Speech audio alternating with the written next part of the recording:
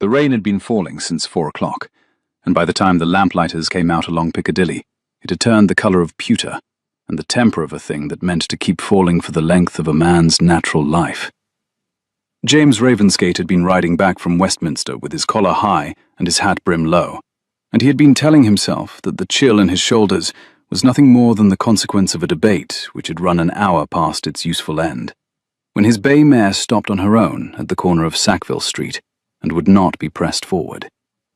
He looked up to see what she had seen, and what she had seen was a young woman standing beneath the awning of a stationer's shop, with her hands held close at her waist, and her shoulders held in that particular careful way that a person holds her shoulders when she is trying not to let anyone see that she is trembling.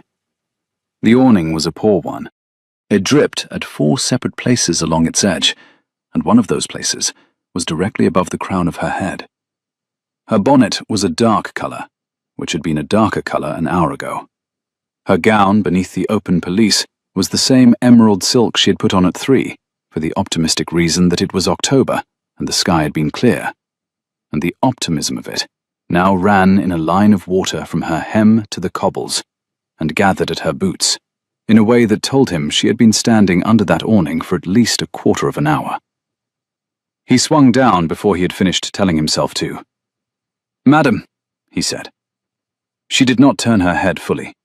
She turned it the necessary fraction to acknowledge that a man had spoken, and then she addressed her answer to the line of railing across the street, which was not where he was. "I am quite well, thank you." "You are not." He had crossed the pavement before he heard himself say it. He had unbuttoned his greatcoat before he heard himself doing that, either, and he had lifted it from his own shoulders and set it across hers before either of them had agreed that he might. She made the small, involuntary sound that a person makes when warmth lands suddenly on a part of her that has been cold for too long, and then she stiffened and tried to take the greatcoat off again. "You'll be soaked through, sir." "I have a horse. You do not." "I'm waiting for an hour, I should think." She looked at him then. The lamp at the corner had only just been lit, and the light from it caught the side of her face and the wet at her temple, and he registered 3 things in the same breath. He registered that her eyes were the grey of clean slate. He registered that her mouth was the mouth of a person who had not eaten since breakfast and was too tired to mind. And he registered that she was young, younger than the gravity of her bearing had at first suggested. Perhaps 26, no more. "I'm waiting for a cab," she said. "You will wait an hour more before one stops in this rain. My groom is at the corner. I will send him." "That is very kind, sir, but I cannot." "My name is Ravensgate." He bowed, in the rain, with his head bare and his hair already plastered against his brow. "James Ravensgate. If you find it improper to accept the offer of a stranger, I beg you will find it less improper to accept the offer of a duke who happens to be standing in the rain looking foolish." The grey eyes considered him for the space of 2 breaths, and then the mouth did a thing he did not at the time understand the value of. It softened. It softened in the corner only, but it softened. "Mrs. Heath," she said. "Caroline Heath." He chose, then and there and without examining why, not to ask the obvious follow-up question, whether Mr. Heath was at home, whether Mr. Heath was waiting for her at an address she was about to give his groom, whether Mr. Heath existed at all.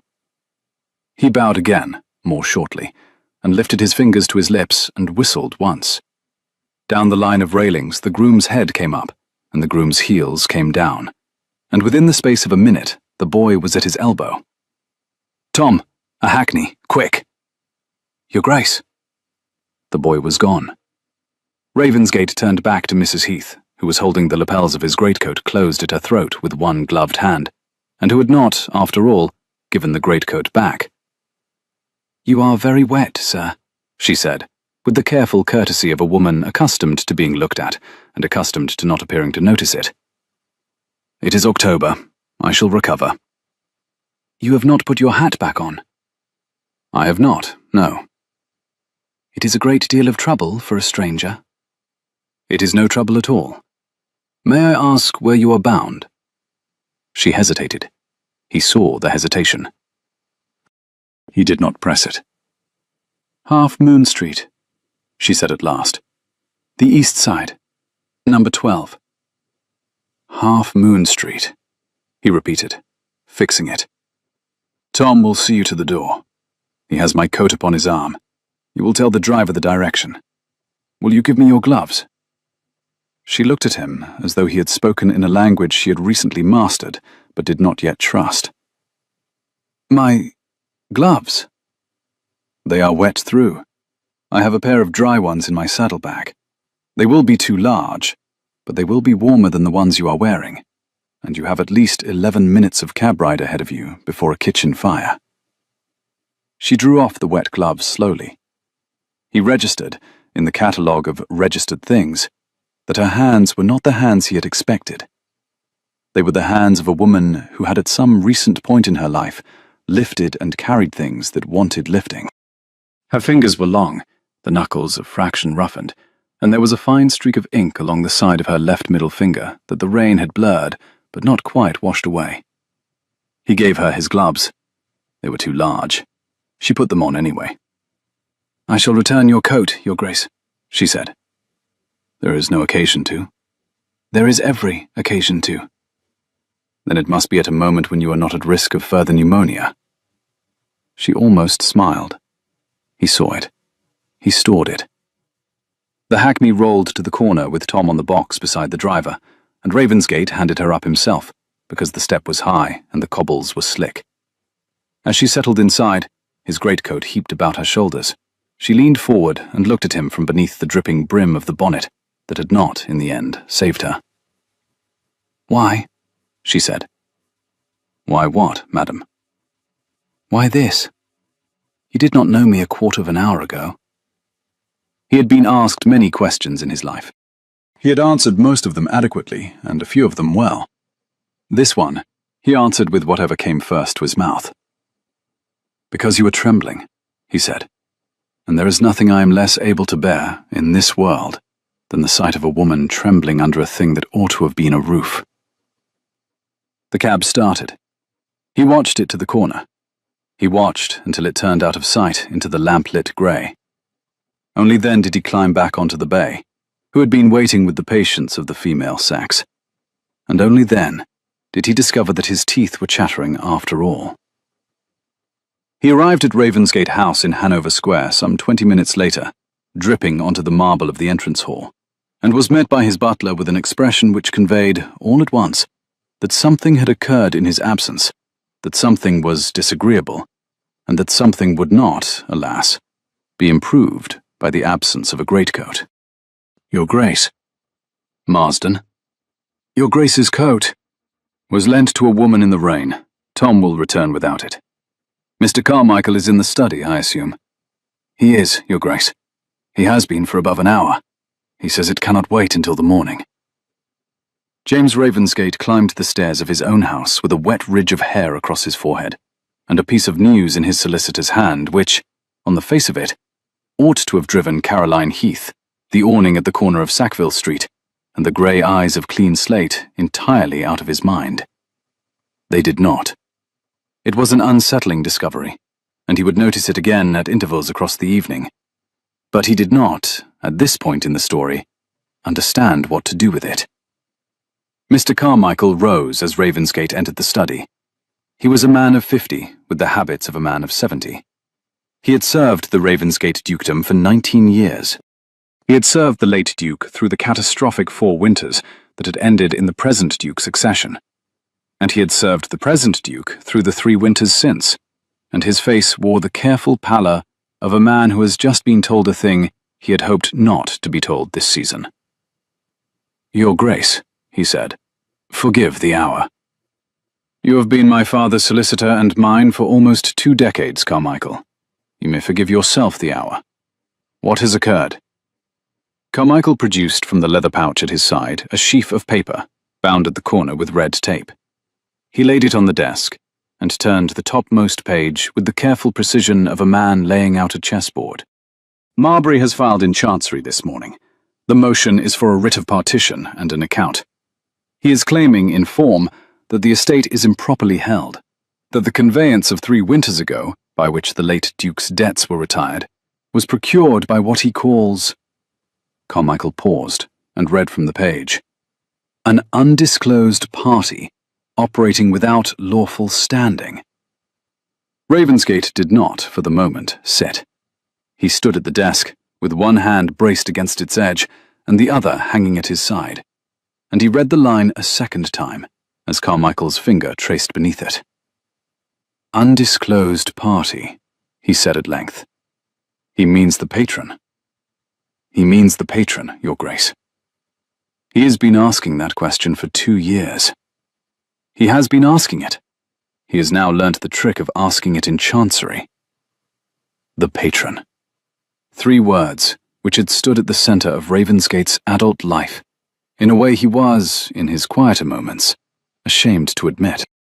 3 winters ago, when his father had finally collapsed beneath a debt of £40,000 and a year of unanswered creditors, when the bailiffs had been at the lodge gate, and the Ravensgate name had been within a week of public sale, a bank draft for £40,000 had arrived at this very desk in an envelope addressed in a hand James Ravensgate had never seen, drawn upon Coots, and signed only by a clerk of the trust.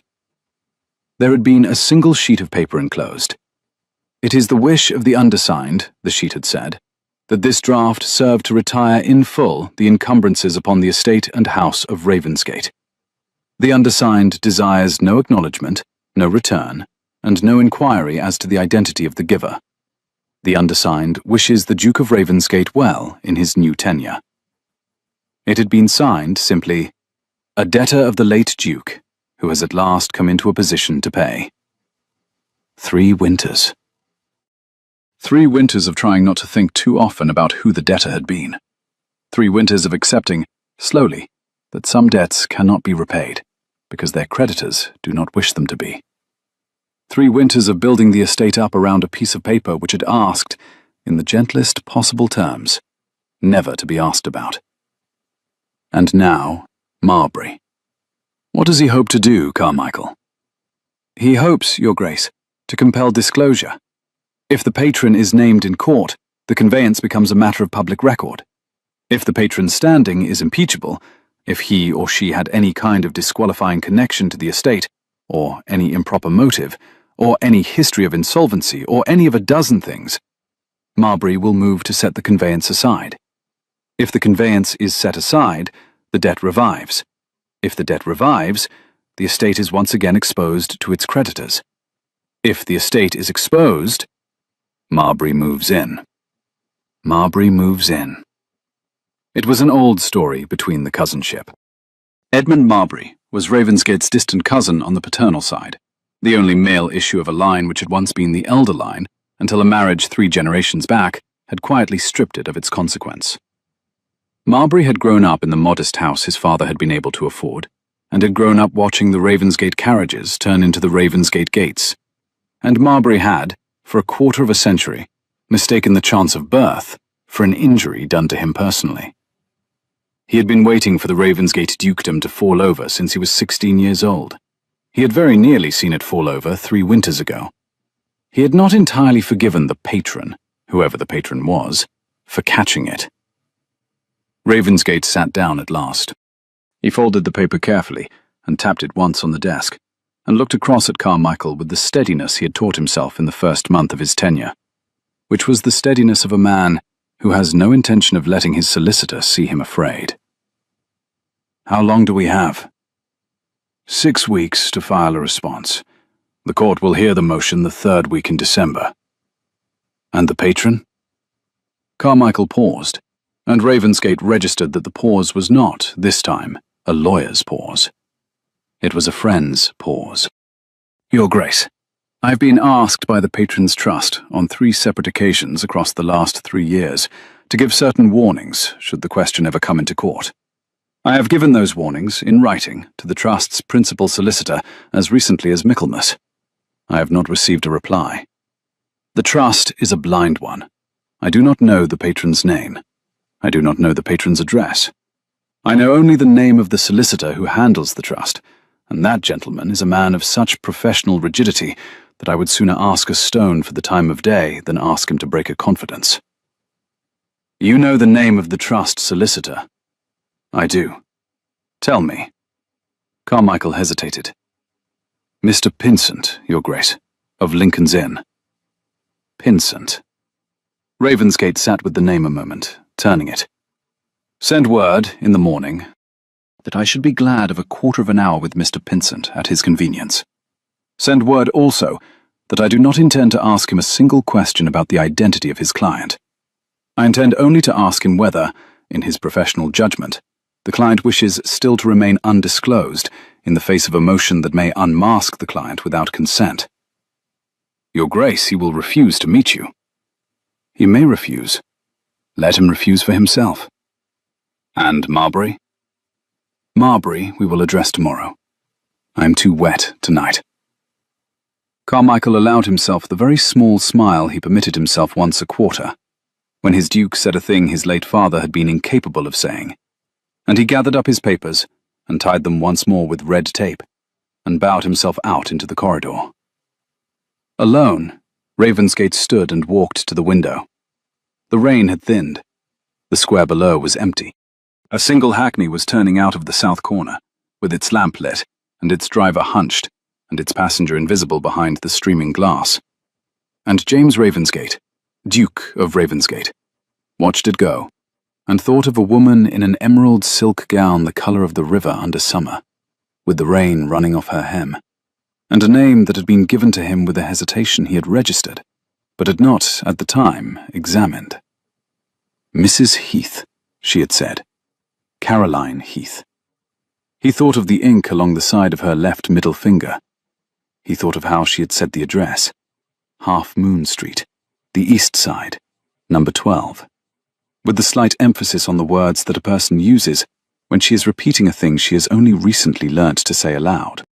He thought a number of other things which, at 8:30 on a wet October evening, in the first hour of receiving notice that a man in Lincoln's Inn was about to drag his life into court, were not things he had any business thinking at all. The hackney with the dripping lamp set Caroline Heath down outside number 12, Half Moon Street, at 20 minutes past 7.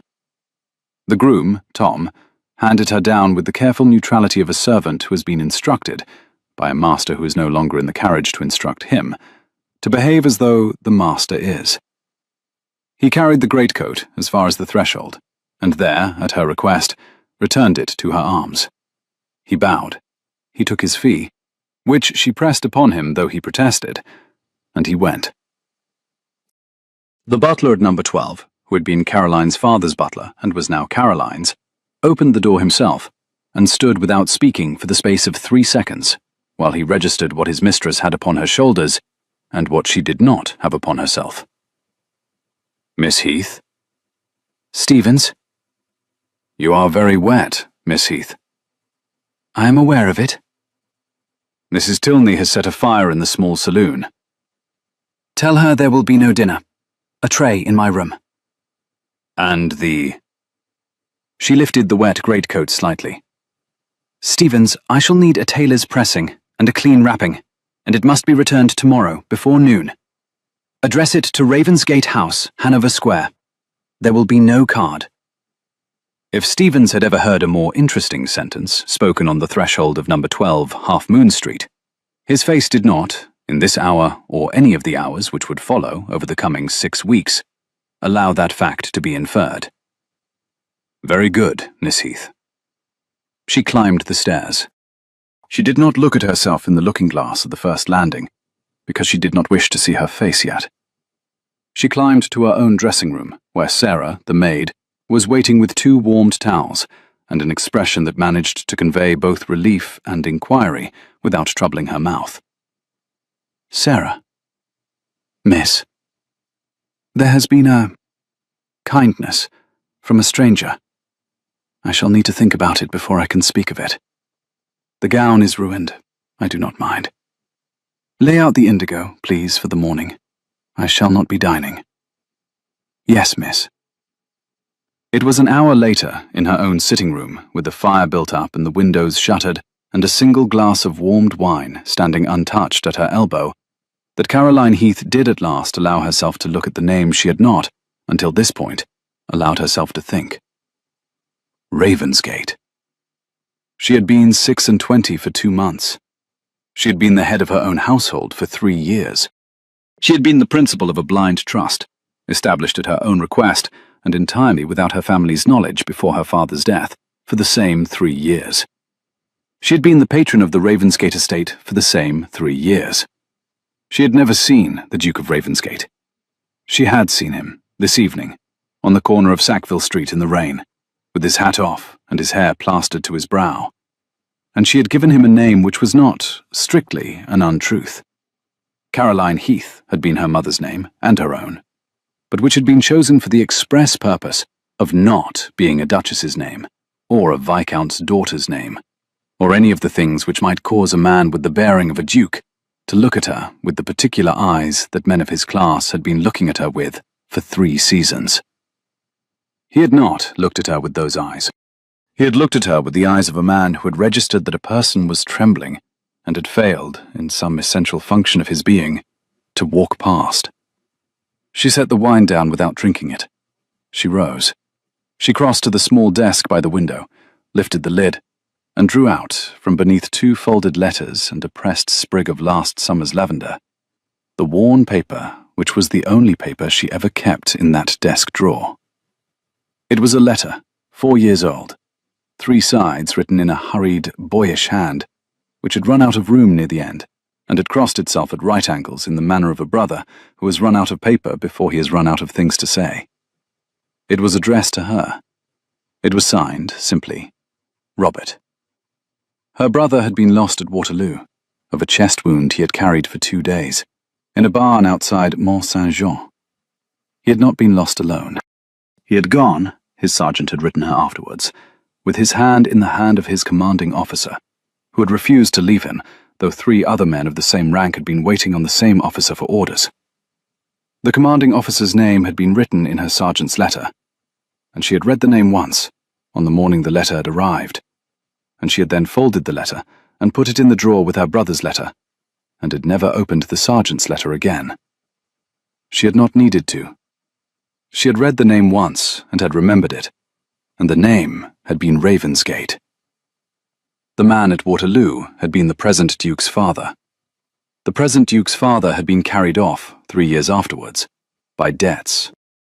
The present Duke, 25 years old, had inherited a name and a house and an income which would not cover the wages of the household for a single quarter, and Caroline Heath had read in the morning papers, on a Tuesday in October 3 winters ago, that the bailiffs were at Ravensgate Lodge, and the gates were to be sealed against creditors by the end of the week. She had risen from the breakfast table that morning, gone into her father's library. Her father had been 5 years gone by then, and the library was hers. And she had drawn out the small leather-bound ledger in which her solicitor kept the running total of her private estate. She had read it. She had drawn out a pen, and she had written a letter to Mr. Pinsent of Lincoln's Inn, which she still kept a copy of, instructing him to establish, by the close of the following week, a blind trust drawn upon Coutts in the sum of £40,000 to be applied to the discharge of the debts of the estate and house of Ravensgate, with the express stipulation that the patron be never named and the recipient never troubled by inquiry. She had never told a living soul. She had not told her brother's sergeant. She had not told her butler. She had not, in 3 years, told the man whose father had held her brother through a night which she did not, even now, allow herself to imagine in any detail. She had told herself, when she had signed the instruction, that she was doing it because Robert's last letter had asked her to do what was needful for the family of the man who had held him through his worst night. She had told herself that the giving would not feel like a thing she was doing for herself. This was true. The giving had not felt like a thing she was doing for herself. It had not felt, until this evening on the corner of Sackville Street, like a thing she was doing for a stranger at all. She set the letter back in the drawer. She closed the lid. She sat for some time at the desk, looking at the closed lid of the desk, and at last, because she did not wish to lie to herself this evening, she said aloud, in the lit and quiet room, the thing she had not, even in private, said before. "He has very dark eyes," she said, "and he is younger than I had imagined." She rose after a while and went to bed. She did not sleep until the late hours of the morning. She did not, in the end, sleep at all. By 11 the following day, the greatcoat had been pressed and folded and wrapped in clean linen and delivered to the back door of Ravensgate House, Hanover Square, by a manservant from a job house who had been hired for the purpose and dismissed at the corner. The card on it had been Caroline's instructions. No card. The butler at Ravensgate House had received the parcel with the polite suspicion of a man whose master had returned the previous evening without an overcoat, and had at no point in the intervening 14 hours looked once at the breakfast that had been set before him. By 11:15, Marsden had laid the parcel on the desk of the study, with a note attached in his own hand. The note read only, "From Half Moon Street, Your Grace." No card. The porter who delivered it would not give a name. By 11:30, Ravensgate had finished his morning's coffee. He had read the note. He had registered the address. He had set the note down. He had risen, and he had said to Marsden, with the careful politeness of a man trying not to be observed in what he was about to do, that he believed he would walk this morning, and that he would be home by 1. By 11:45, he was on Half Moon Street. He had not, at any point in the 400 yards he had walked, settled the question of what he was going to say. He had settled the question of which house he was going to say it at. Number 12, the east side. He stood on the pavement opposite and looked across at it for the length of time it took him to ascertain that the door was painted a soft grey, and the brass plate beside it bore no name, only the number, and that the windows of the first floor were dressed in curtains of a heavier weight than was customary, and that on the second floor a window box still held, in late October, 3 pots of dark-leaved herbs, which had been recently watered. He crossed the street. He climbed the 3 steps. He rang. The door was opened, after the necessary interval, by a butler of middling age, with the very particular still face of a man who had been told, an hour ago, what he was to say to anyone who came to the door wishing to see Miss Heath. "May I help you, sir?" "His Grace the Duke of Ravensgate, presenting his compliments to Mrs. Heath." The butler's face did not change in any way, which a less practiced observer would have caught. Ravensgate caught it. The butler's eyes went, for the space of 1 heartbeat, to a point above and behind Ravensgate's left shoulder, where there was nothing. Then they came back. "I am sorry, Your Grace. There is no Mrs. Heath at this address." "Is there a Miss Heath?" The butler considered. The butler had been a Heath butler for 11 years, and had been instructed once and once only by the present Miss Heath, on the morning she had inherited her father's estate at 23, that he was at no point to lie to a gentleman on her doorstep regarding her identity, but that he was at every point to spare her the awkwardness of a name she had not chosen to give. "There is a Miss Heath, Your Grace." "I see."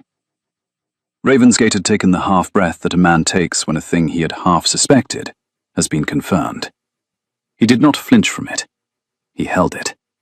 "Will you be so good as to ask Miss Heath whether she would receive me, and convey my apology for the irregularity of the application?" "Your Grace's card."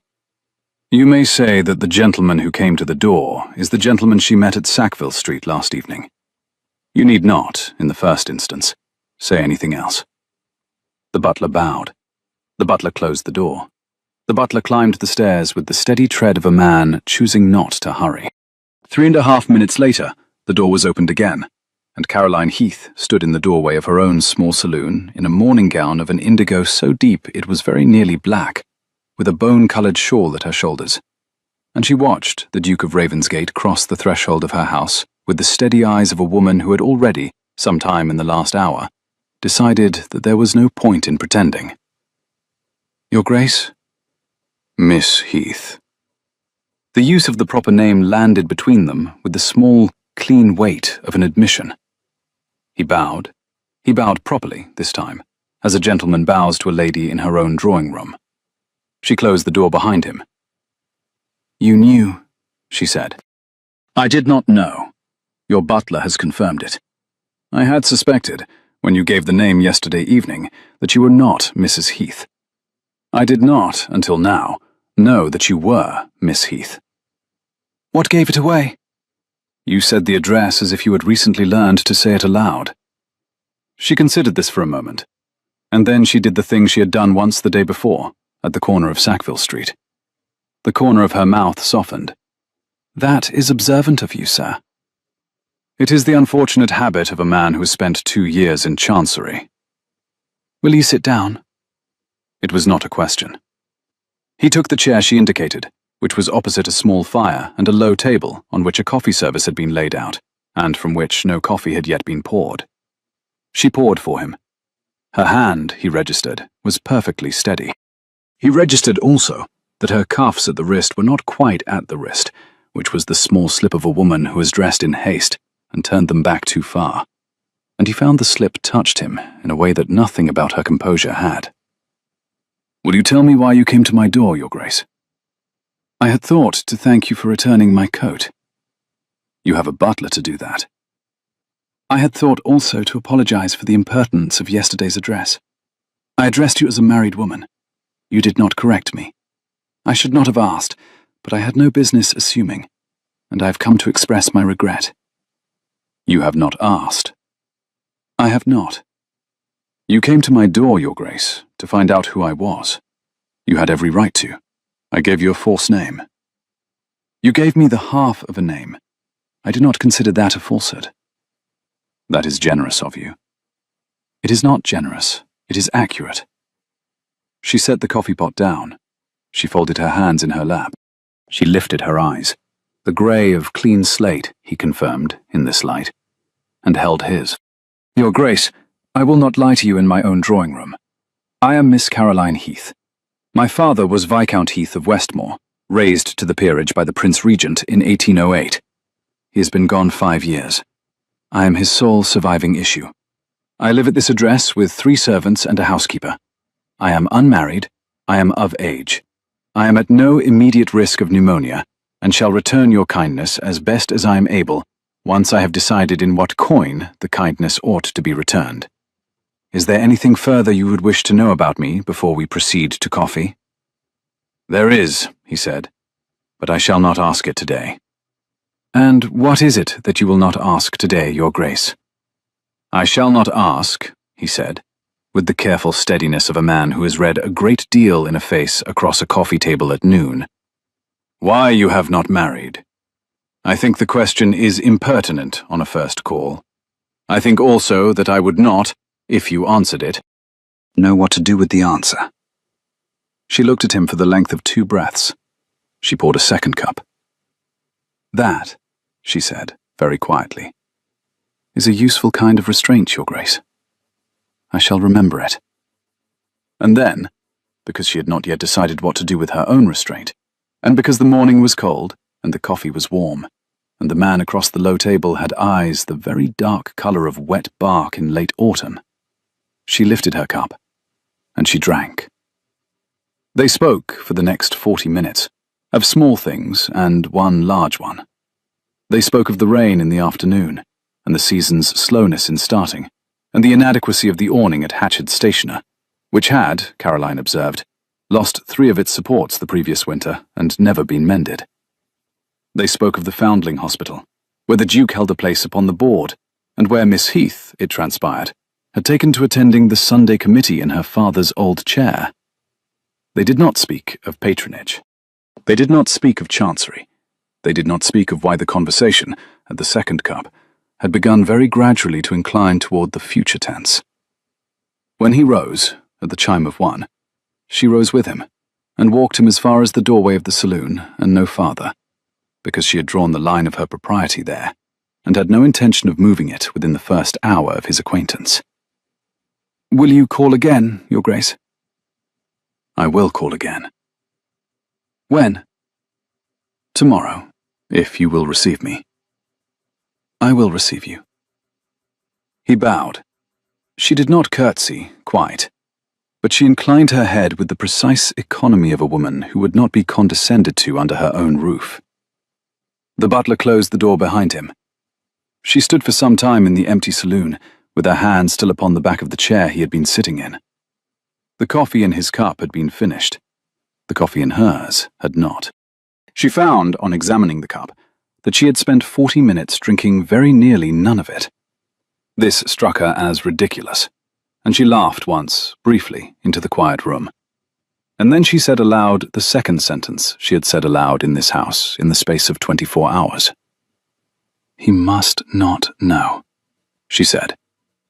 She said it to the chair, because the chair was the nearest object available, and she said it with the particular flatness of voice that a woman uses when she is making a promise to herself, which, she suspects, even in the saying of it, she will find difficult to keep. "He must not know that I am the patron. Not yet. Not in the middle of a chancery suit. Not while Edmund Marbury was filing motions and trading on rumours and dragging her father's name and her brother's name and her own name across the corridors of Lincoln's Inn. Not while a public revelation would force the Duke of Ravensgate into the false position of having to acknowledge a private debt at the moment most likely to make the acknowledgement look like an arrangement. Not while she had only just begun to discover what the man at Sackville Street had looked like at the corner of his mouth, when a stranger had nearly smiled at him from beneath a soaked bonnet. He must not know. She rang the bell. "Stevens, I shall write to Mr. Pinsent this afternoon.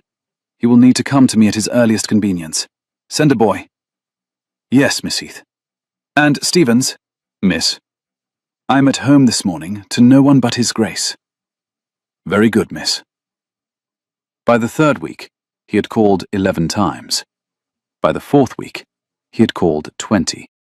Half Moon Street, which had been the quietest address on its side of Piccadilly for 3 years, had become a small puzzle to the keepers of the neighbouring houses, who had taken to glancing out their windows at the sound of the Ravensgate carriage, and had taken also to making the kind of remarks, over tea, which were not yet quite the kind of remarks which would be reprinted in the morning broadsheets, but which were, in the natural progression of such remarks, on their way. He had not, in 20 calls, said anything to her which would have given a chaperone pause. He had, in 20 calls, said a great many things which would have given a chaperone pause if she had heard the way he said them. By the third week, she knew that his mother had been lost at his birth, that his sisters were 2 and married, and lived respectively at Yorkshire and at Bath, that his father had been a man who loved his county more than his children, and had loved his children better than he had loved himself, that the late Duke had served at Waterloo as a colonel of foot, and had returned from it 3 stone lighter and 10 years older, that the late Duke had wept once in his son's presence, on a January night in the 2nd year after Waterloo, and had said only that he had not been able to save them all. By the third week, he knew that her mother had been the daughter of a Bristol shipping merchant, that her father had loved her mother, and had grieved her loss with the steady and unornamented grief of a man who did not believe his daughter ought to be made to share it, that her brother Robert had been 6 years her elder, and had been the steadiest creature alive between the ages of 2 and 20, that Robert had taken his lieutenancy in 1813, and had been at Quatre Bras 2 years later, and at Waterloo the day following, that Robert had not, in her opinion, ever fully understood what was about to happen to him on the morning of the 18th of June, and that this was the only thing she did not, in 23 years of loving her brother, forgive him for.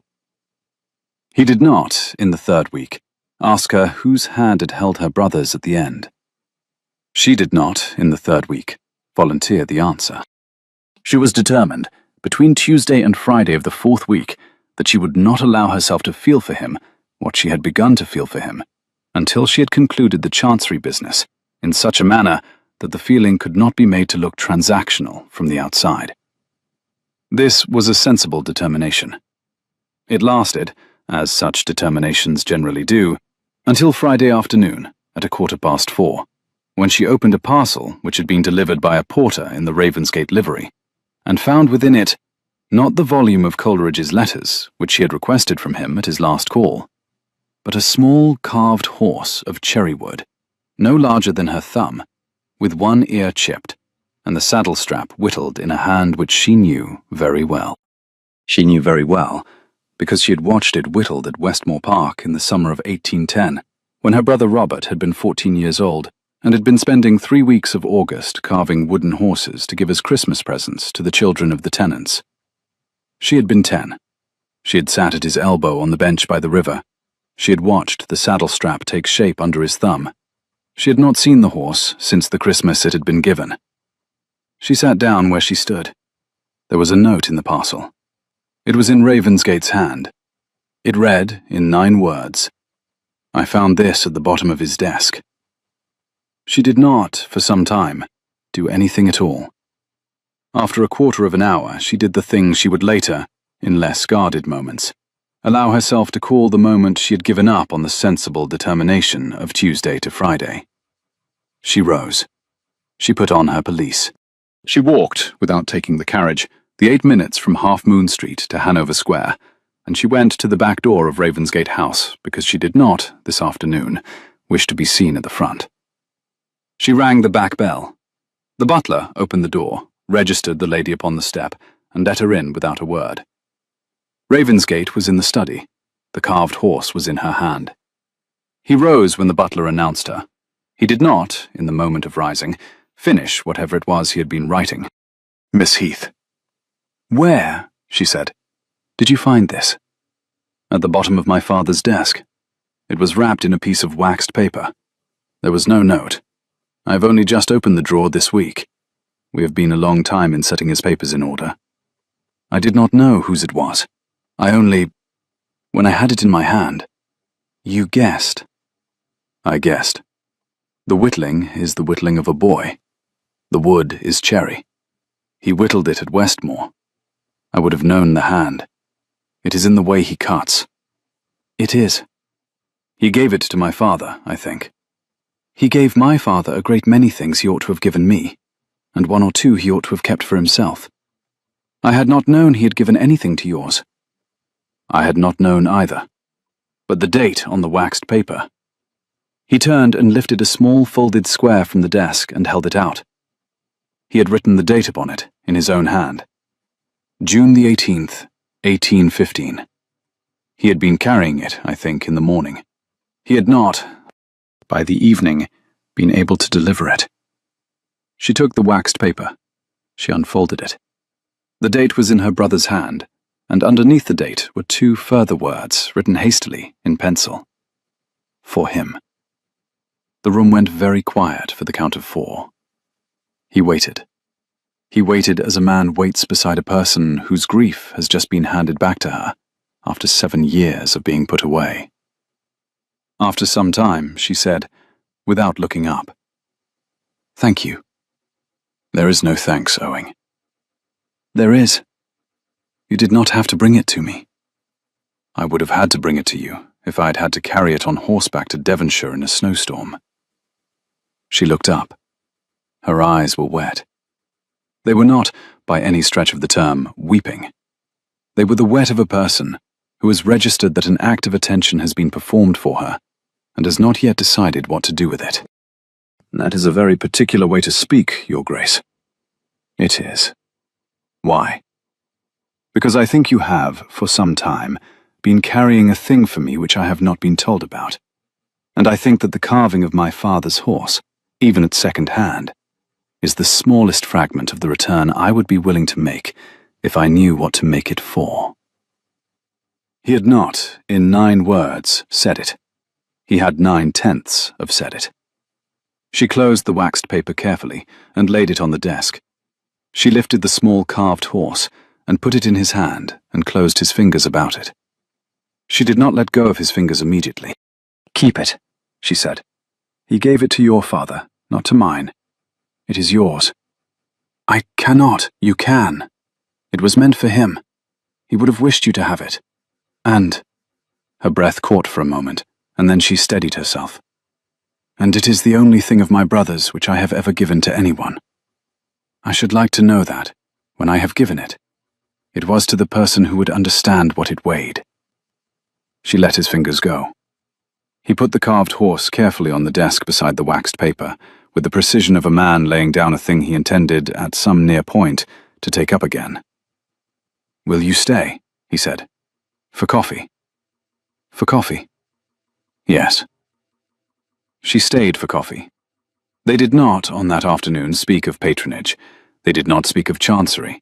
They did not speak of the date upon the waxed paper, or the boy who had not, by the evening of the 18th of June, been able to deliver his Christmas present in October. They spoke of the carved horse, and of the river at Westmore, and of a fishing lesson Robert had given her at 8, and which she had failed at, and of how Robert had not, in 8 summers of fishing, ever caught a fish. She left at 5:45. She walked home. That night she lit the candle by her desk only briefly, and she opened the drawer where the 4-year-old letter was kept, and looked at it once before closing the drawer again. She had not needed to read it. She had read it in the last 3 years, often enough to recite it. The first move from Edmund Marbury was a small one, and not, to a person who did not know Marbury, particularly alarming. The second move was less small. The third move arrived on the morning of the 2nd of November, in the form of a paragraph in the Tatler's Eye, a broadsheet of the lower kind, which had been a great deal less reputable 5 years ago than it had since contrived to make itself, and which printed on its 4th page, beneath a sketch of a hackney horse, the following observation.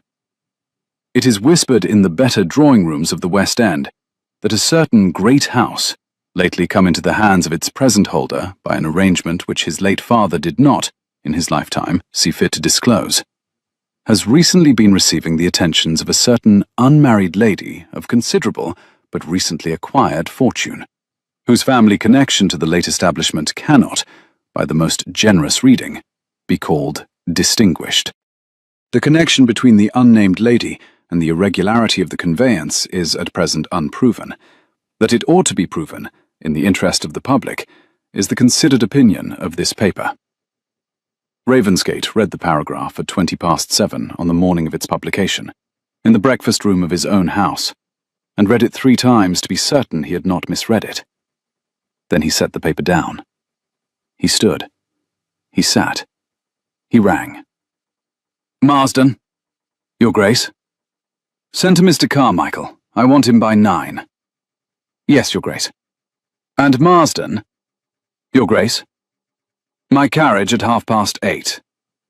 Where shall I direct the coachman, Your Grace? Half Moon Street. She had read it before he had arrived. The Tatler's Eye had been delivered to her own table at 7:30, because she had instructed Stevens, 3 weeks ago, that any and every broadsheet which made any reference to the Ravensgate matter was to be on her plate at breakfast. She had read the paragraph once. She had folded the paper. She had finished her coffee. She had put on the indigo morning gown and the bone-coloured shawl, and she had sat in the small saloon with the carved horse upon the mantel. Ravensgate had returned it to her last week, in its waxed paper, with a note saying it was, after all, hers. And she had waited. He arrived at 8:20. The carriage had moved quickly through quiet streets. He came in without his hat, which was perhaps the smallest thing she registered, and which was, she thought afterwards, the one which had moved her most. Miss Heath. Your Grace. He did not, this morning, sit down at once. He stood at the small fire, with one hand at the mantel and the other in the pocket of his coat, and he addressed his first sentence to the carved horse, which was the most truthful witness in the room. I have come, he said, to ask you to marry me. She drew in her breath. Your Grace. Hear me out, Caroline. I had intended to ask you this question several weeks from now, in better circumstances, with the Chancery business settled, and the autumn behind us, and a Christmas at Ravensgate planned, with such modesty as my present income permits. I have been carrying the question with me since the 2nd week of our acquaintance. I have not, until this morning, presumed to ask it. I am asking it now, because I will not have you read in the paper that I have been receiving the attentions of an unmarried lady of considerable fortune, without also reading, by tomorrow, that the unmarried lady is engaged to be married to me, and that the question of fortune does not, in the case of the engagement, signify. It does signify. The paragraph is the entire problem. It is not the entire problem. Your Grace, I love you, Caroline. I have loved you, I think, since you said the address of this house aloud in a hackney at the corner of Sackville Street. I had thought it would take me longer to understand that this was the case. It is not. I will not have you marked in print as a woman of doubtful family who pursued a duke for the cover of his name. I will not have your honor traded across the counters of Marbury's solicitors. I love you, and I will say so in church before December, and I will say so under cross-examination if I must.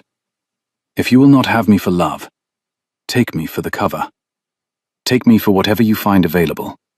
But for the sake of God and your brother's name, do not refuse the protection that I am at this moment, by every right I have, offering you.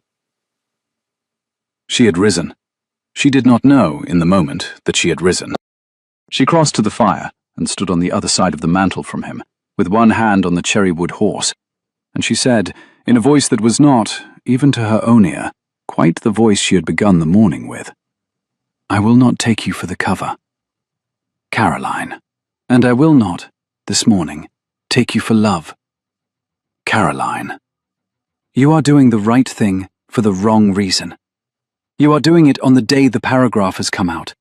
You are doing it before Carmichael has spoken to you. You are doing it without... Her throat closed for a beat.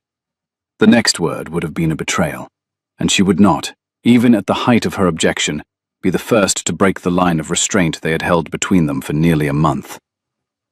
You are doing it without all the information. What information am I missing? She closed her eyes for a moment, then opened them. I will write to you this afternoon, she said. Will you go now? Will you write to me this afternoon? I will. You will not, in the interval, do anything which I would, on receipt of the letter, beg you not to have done. I will not. You give me your word. I give you my word. He left. She wrote the letter. She wrote 3 drafts and burnt 2. She sealed the 3rd. She gave it into Stevens's hand. Then she went, in the indigo gown and the bone-coloured shawl, to Lincoln's Inn, because the time had come, at last, to break the trust. Mr. Pinsent of Lincoln's Inn received her in a room which smelled of old leather and good tobacco, and the particular damp of a court that had been in continuous use since the reign of Charles II. He was a small man, 63 years old, immaculately dressed, with the kind of stillness which most people mistake for severity, and which a very small number of people recognize as the stillness of a man who has, in 40 years of practice, learned to hold his face in such a way that no client ever leaves his office wishing he had said less. Miss Heath. Mr. Pinsent.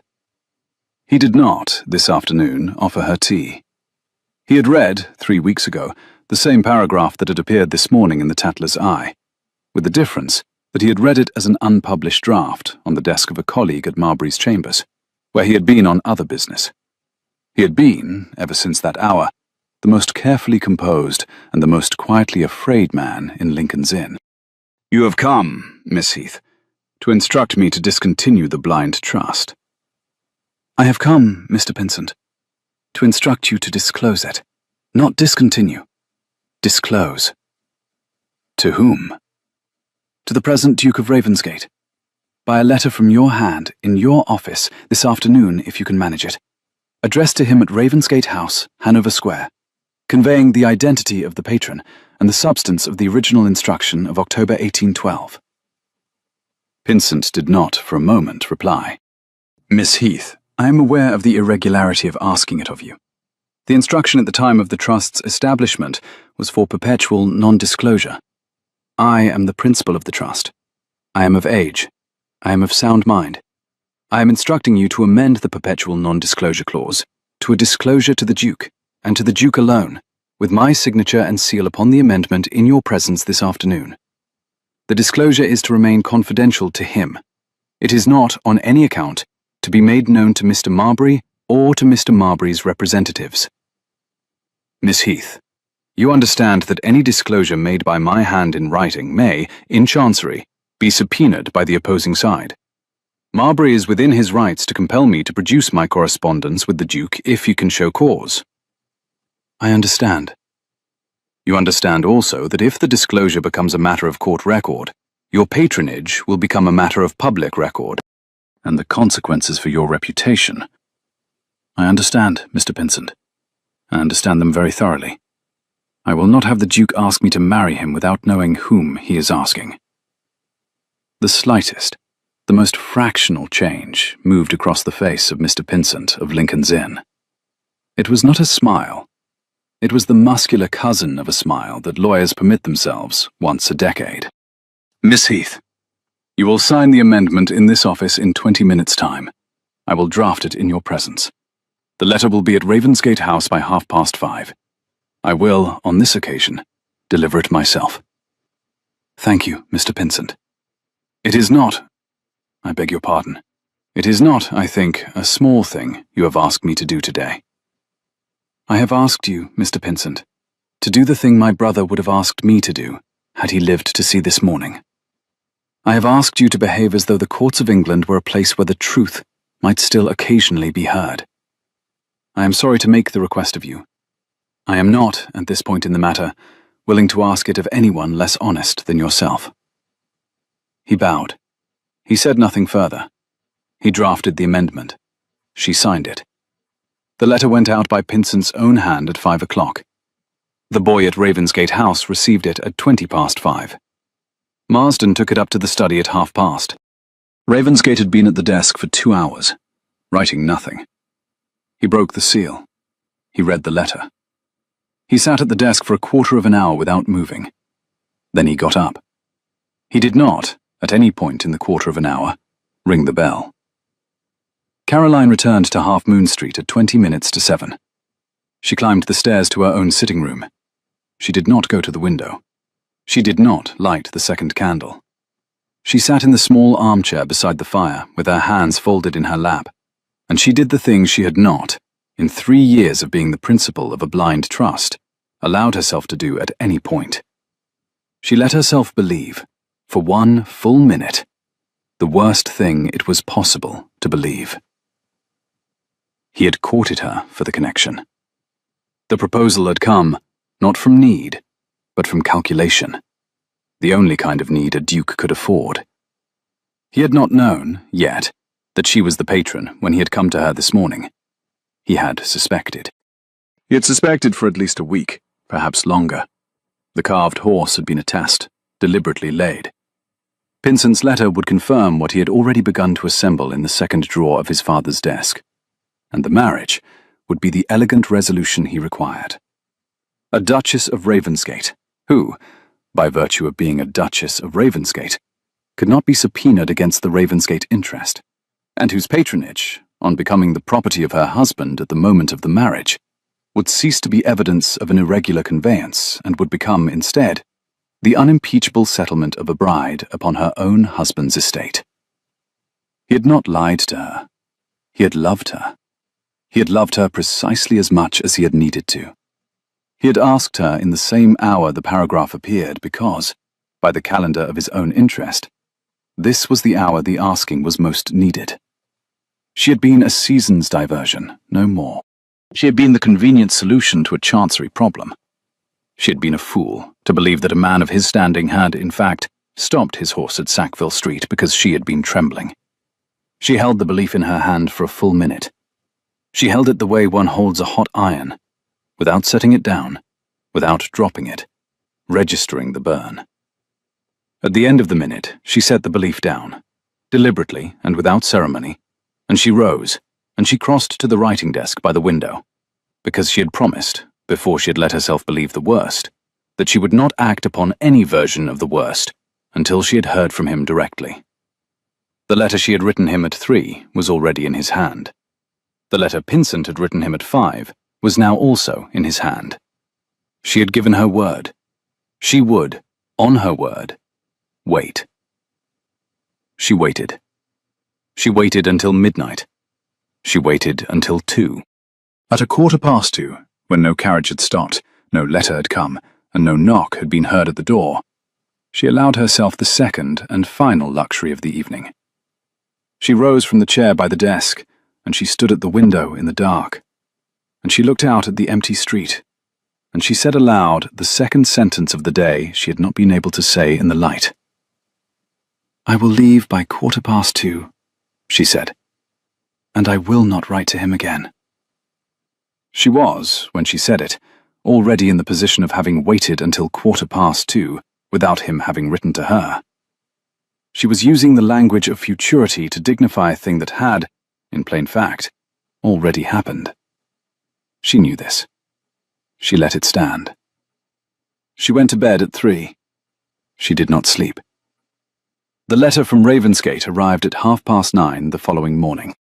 It had been written, the postscript said, at midnight, and held back from the post by his own hand because he had wished to deliver it himself, and had, in the end, decided that the irregularity of presenting himself unannounced at Miss Heath's door at 5 minutes past midnight was the kind of irregularity which Miss Heath would, in her present mood, be entitled to refuse. Caroline broke the seal at her own breakfast table, with Stevens standing as far across the room as the room allowed. The letter was 4 sides long, and was not, in any of its 4 sides, a calculation. It read, in part, "You have asked me what information I was missing. Pinsent's letter has supplied it. I am writing to you now because I understand, having read his letter twice, that I am the most ungrateful living man in Britain, and that this is a thing you have known about me for 3 years, and have not, by the kindness of your own hand, mentioned. I do not know how to address you.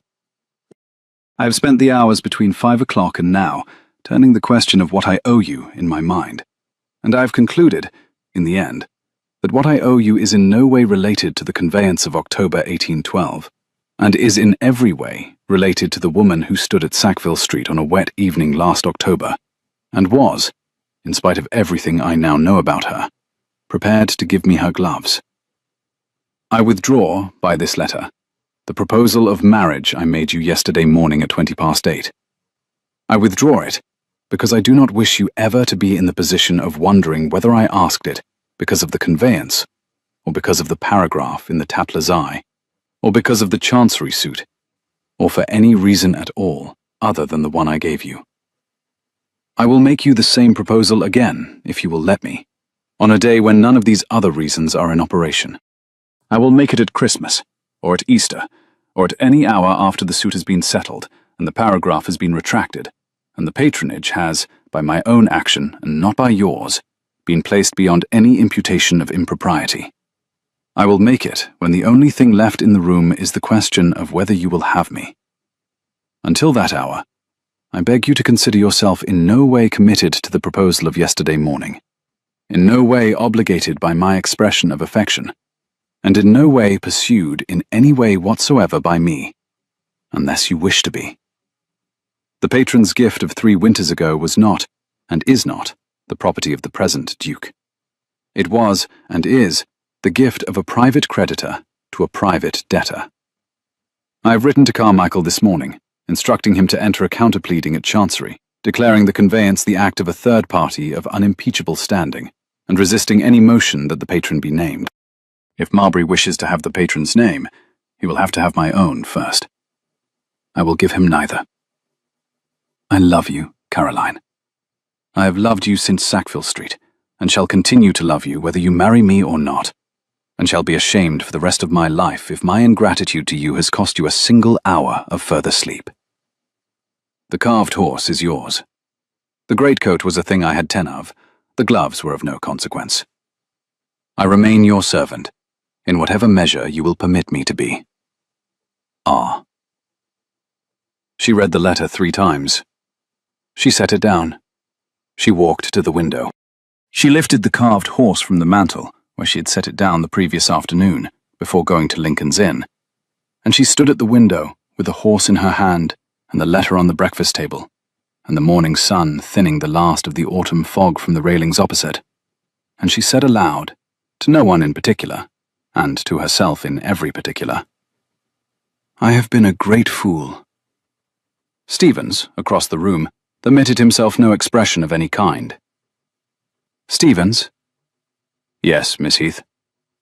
My carriage, 10:30, to Hanover Square.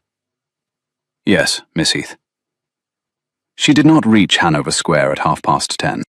At 20 minutes to 11, as she was descending the steps of her own house, a carriage, which had been waiting at the corner of Half Moon Street for some 20 minutes, moved forward and stopped at her gate, and a man in a dark coat and a hat which did not become him stepped down from the box and came up the pavement with the deliberate stride of a man who has been rehearsing his entrance for a quarter of an hour. Miss Heath. She knew him by sight only. She had not, before this morning, exchanged a word with him. Mr. Marbury. You are leaving, I see. I am. I shall not keep you long. He bowed. He did not, in the bowing, take off his hat. I have come to deliver a letter into your hand. I had thought to send it by my clerk. I have decided, on reflection, that it would be discourteous not to deliver it myself. He extended a sealed paper. She did not take it. Mr. Marbury, you may send any correspondence you wish through my solicitor. I am not at leisure to receive papers in the street. This is not a paper from my chambers, Miss Heath. It is a private letter, addressed to you, drafted by my own hand, and I will be obliged if you will read it before you depart. I will wait, if necessary, in my carriage at the curb, for the quarter of an hour it will take. She looked at him. She did, after all, take the letter. She broke the seal at the foot of her own steps. She read it. She read it a second time. She did not, in either reading, change her expression. It was a paragraph of 6 lines. It informed her that Mr. Marbury, in the course of his preparations for the December hearing, had taken the precaution of obtaining sworn statements from 2 persons in the late Viscount Heath's employ at Westmore Park concerning the unusual nature of the late Viscount's testamentary arrangements, that he had reason to believe that the principal of a certain blind trust connected with the Ravensgate estate could, by these statements, be identified to the satisfaction of the court. That he was, however, a gentleman, and was unwilling to subject any lady of his acquaintance to the indignity of a public examination, and that he was, accordingly, prepared to withdraw his motion for partition and account, in writing, under his own hand, in the case that Miss Heath would do him the honour of considering an alternative arrangement with respect to the disposition of her unmarried estate. Marbury was proposing marriage. He was proposing it through the back door of a chancery threat. Caroline folded the letter very neatly along its existing fold. She handed it back to him. Mr. Marbury. Miss Heath. You may keep the letter. I have memorized the substance of it. I have one question. Madam. The sworn statements. Are they real? Marbury's eyes, pale, set close, the eyes of a man who had spent the morning rehearsing, did not quite hold steady. They went, for the space of a heartbeat, to the railing across the street. They are. They are not. Madam, Mr. Marbury.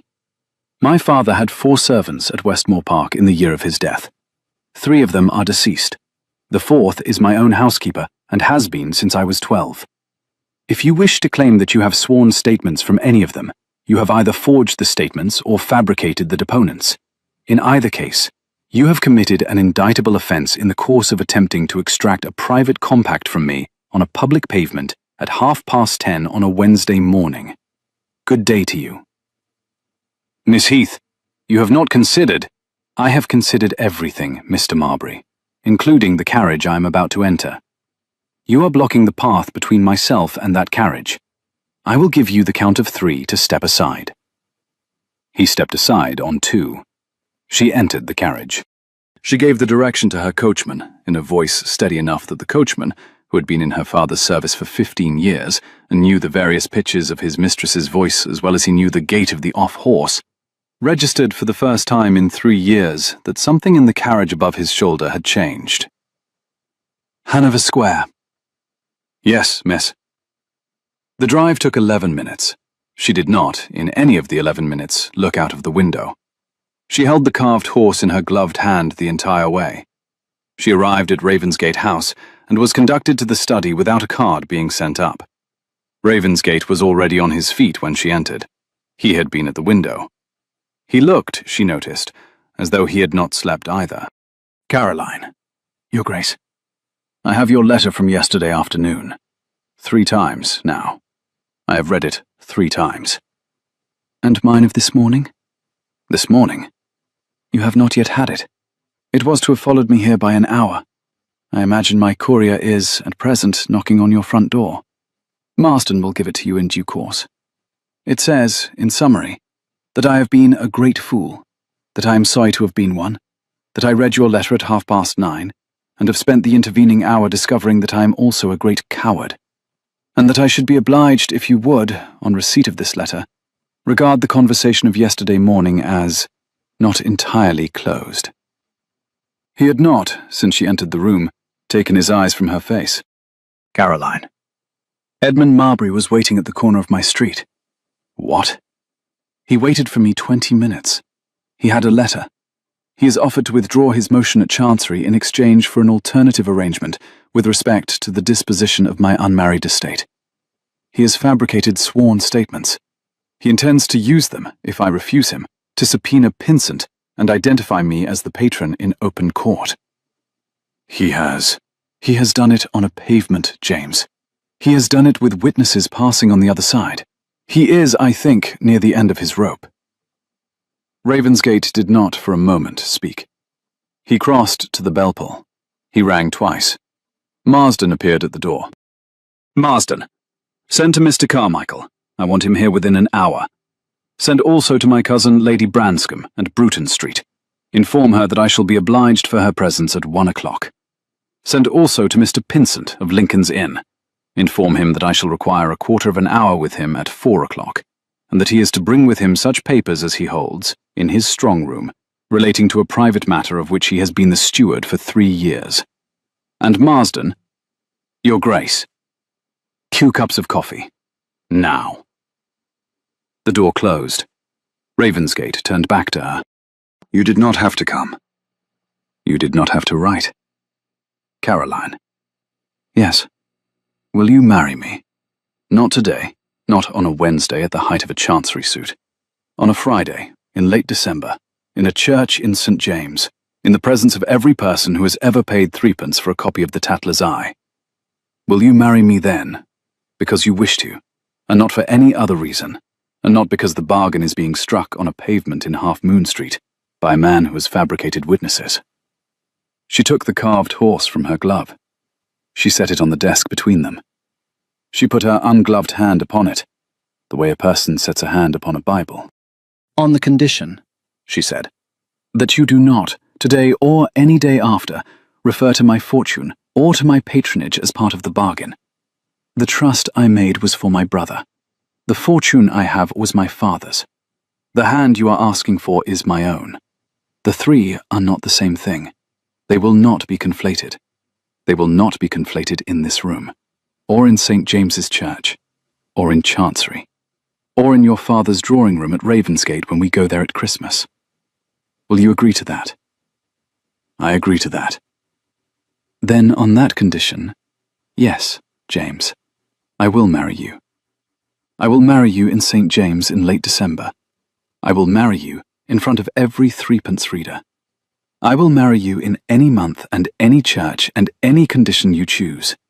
And I will, on the morning of the marriage and on every morning after, find it the easiest sentence I have ever said in my life. He came around the desk. He did not, this time, ask permission. He took her hand. He raised it to his mouth. He kissed the knuckle, and then he kissed the small flat space at the inside of the wrist where the pulse stood. And he did not let go of her fingers for what felt to both of them like a very long time, and was, in fact, the length of the second cup of coffee being poured downstairs. She did not, on that morning, leave Ravensgate House until 3:30.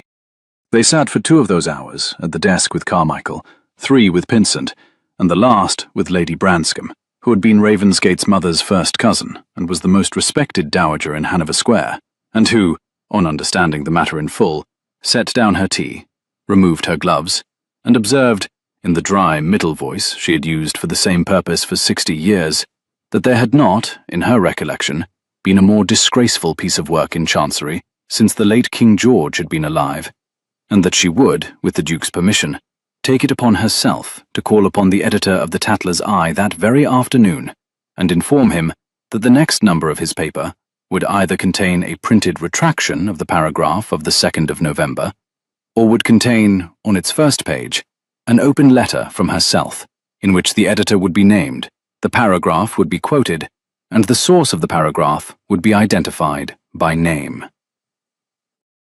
The editor had been, by 4:30, the second most quietly afraid man in London. The retraction appeared on the morning of the 4th. It was 3 lines long and unsigned. It expressed regret for an unverified item printed on the 2nd instant, and noted that the editor of the paper held no evidence to support the imputations of irregularity it had contained. It was the smallest retraction the editor had ever printed, and the largest, in pure consequence to him, he ever would. Marbury filed 2 further motions in the week which followed. Both were dismissed. On the 3rd motion, he ran out of money. He came, on the morning of the 18th of November, to Ravensgate House. He had not been invited. He had been informed, by a footman of his cousin's, that the Duke would be at home from 11 to 1 to such persons as wished, on personal business, to be received. He arrived at 11:20. He was not alone. Carmichael was there, Pinsent was there, Lady Branscombe was there, and Caroline was there, in a gown of dark bronze travelling silk and a fichu of bone-coloured lace, standing on the Duke's side of the long table in the small writing room which adjoined the study. Mr. Marbury. Your Grace, Miss Heath, Lady Branscombe. You wished to speak, Edmund? Marbury did not, at first, speak. His face, which had been the face of a man arriving with a strategy, became the face of a man who had not expected the strategy's audience to be quite so well attended. He drew, at last, from his coat, a folded paper, bound at the corner with a thin cord. He laid it upon the long table. He did not slide it across. He simply placed it in front of the corner that was nearest Caroline. I have brought, he said, a written instrument. Of what character? A withdrawal. Of the motion at Chancery, signed by myself this morning, in the presence of 2 witnesses at my own chambers. The dates upon it are as of this morning. It is countersigned by my solicitor. It is, by the form of it, irrevocable. The motion is, on its delivery to the clerk of the court, abandoned. Caroline did not touch the paper. She looked, instead, at Edmund Marbury, and she said, with the careful courtesy of a woman addressing a man on her own ground, Why? Lady Branscombe has informed me that she is in possession of a piece of correspondence, which my own clerk had been instructed to deny existed. The piece of correspondence pertains to a forgery committed against a proxy in the year 1812, of which my father was the supposed signatory, and of which I was, regrettably, the actual signatory. The piece of correspondence is held, at present, in the strong room of Mr. Pinsent at Lincoln's Inn.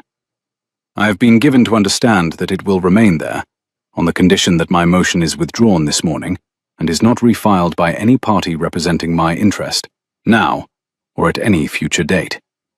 I have signed the withdrawal on those terms. Lady Branscombe, on the Duke's other side, inclined her head a quarter of an inch in confirmation. Caroline lifted the paper. She unbound the cord. She turned the leaves. There were 3 leaves, written in a clerk's hand, and signed at the foot of the 3rd by Edmund Marbury, the Earl of Marbury, in a signature she had not seen before today. She read aloud, in a voice that filled the small writing room without raising itself to fill it. And I do hereby withdraw, abandon, and discontinue, in full and without reservation, the motion lodged in the Court of Chancery on the 11th day of October instant, in the matter of Marbury versus Ravensgate. And I do hereby covenant, by my hand and seal, that no successor action, motion, or proceeding shall be brought by myself, my heirs, or my representatives, against the present Duke of Ravensgate, or against the patron of the conveyance of October 1812, on any ground whatsoever, for so long as the patron and the present Duke shall live. She set the paper down. She looked up at Marbury. You will sign this also, she said, before us, on a fresh sheet, by a sentence I shall dictate. Madam, you will write the sentence in your own hand, Edmund.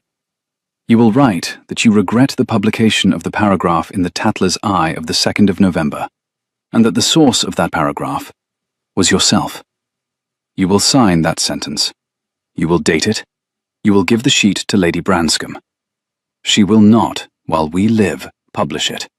She will, on the morning following our deaths, publish it at her successor's discretion, and the editor of the Tatler's Eye will have, at last, the retraction the paper ought to have printed in the first instance. Marbury stood very still.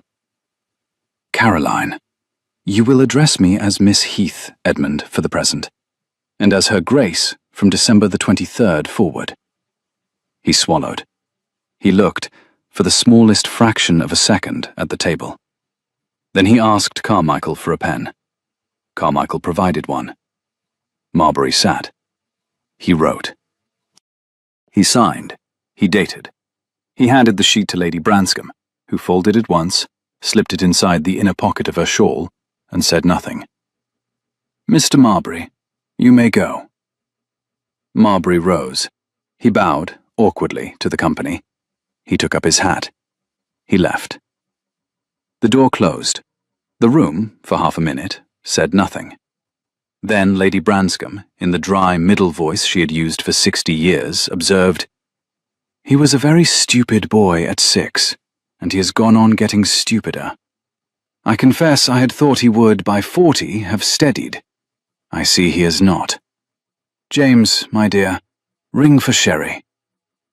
Carmichael, who had been a solicitor for 19 years and had heard a great many sentences of consequence spoken in his life, allowed himself, at last, the small particular smile that the late Duke would have approved of.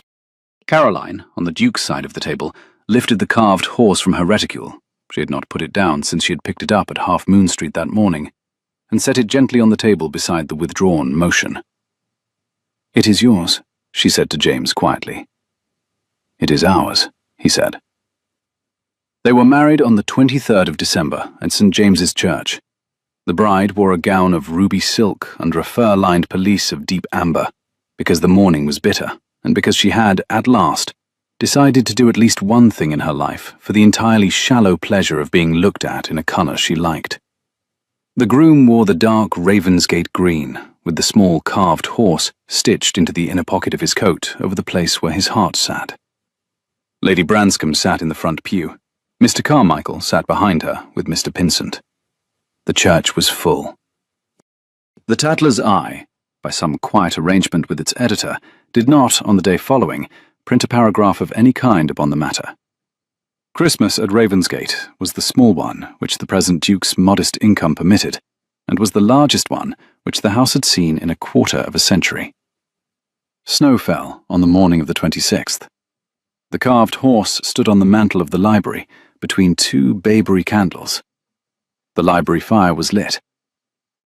The new Duchess sat at one end of the long settle, with a volume of Coleridge upon her lap, and the Duke sat at the other end, and at some point in the late afternoon the volume of Coleridge slid from the Duchess's lap to the floor, because she had fallen asleep with her ribbon ungathered at her throat, and the Duke, finding this so unprecedented that he did not for a moment know what to do about it, gathered the ribbon for her, and lifted the volume, and held them both until she woke at the chime of 5, and discovered that she had, for the first time in 11 weeks, slept without dreaming once of a paragraph in the Tatler's Eye. James, my love, read me the next page, will you? He read her the next page. He read her, in fact, the next 11. The snow went on falling. The bayberry candles burned down. The carved horse on the mantel, between them, stood with its one chipped ear at the angle Robert Heath had, with the patience of a boy of 14, intended. And the man whose father had held that boy at Mont Saint-Jean read aloud to the woman who had paid the debts that boy's last letter had asked her to pay. And neither of them, in the long, quiet hour before dinner was announced, said a single word about the matter. It was not, on this particular evening, a matter which required to be said. It had, at long last, simply been done.